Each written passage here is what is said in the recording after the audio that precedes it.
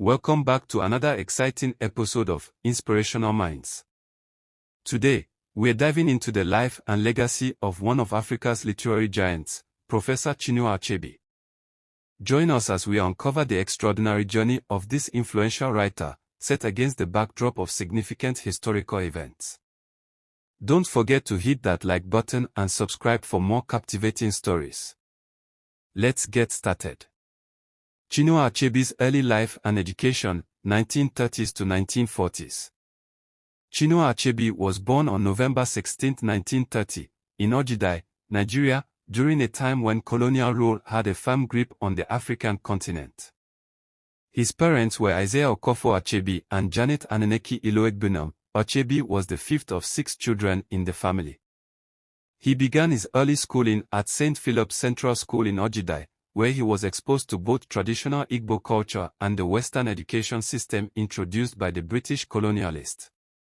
In 1944, at the age of 13, Achebe attended Government College Umuahia, a prestigious secondary school that played a significant role in shaping the intellectual and social lives of many Nigerian elites during that era. The school's curriculum was modeled after British public schools, and it provided Achebe with a solid foundation in English language and literature. After completing his secondary education, Achebe attended the University College in Ibadan, Nigeria.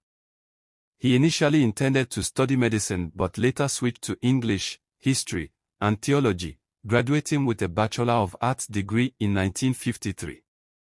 The education and exposure to various cultural influences during his early life and university years greatly influenced Achebe's writing, allowing him to combine elements of traditional Igbo culture and Western literary techniques in his novels, which would go on to shape the landscape of African literature. His book, Things Fall Apart, achieved immense international acclaim and became one of the most translated and widely read works in African literature.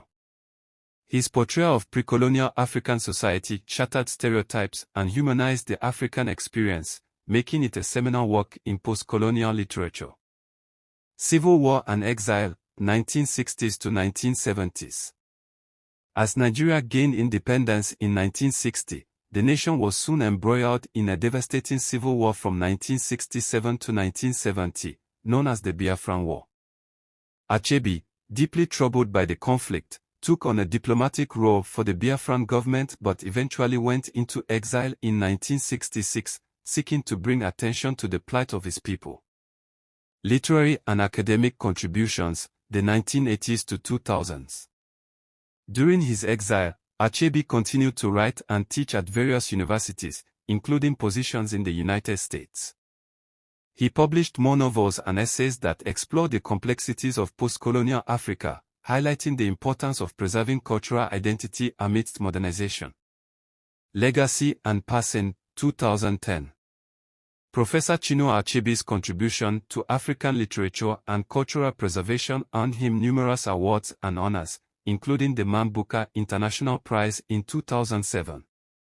And on March 21, 2013, the world mourned the loss of this literary giant, but his impact lives on through his works and the inspiration he continues to provide to writers and readers worldwide. Chinua Achebe's life and writings will forever stand as a testament to the power of storytelling in shaping our understanding of history and culture. His unyielding commitment to portraying the African narrative with authenticity and dignity has left an indelible mark on literature. Therefore, as we celebrate the remarkable life of Professor Chinua Achebe, let us remember the historical context in which his works emerged, and the enduring lessons they offer. If you enjoyed this video, give it a thumbs up and share it with others. Be sure to subscribe for more inspiring stories of influential minds. Until next time, keep exploring the depths of history.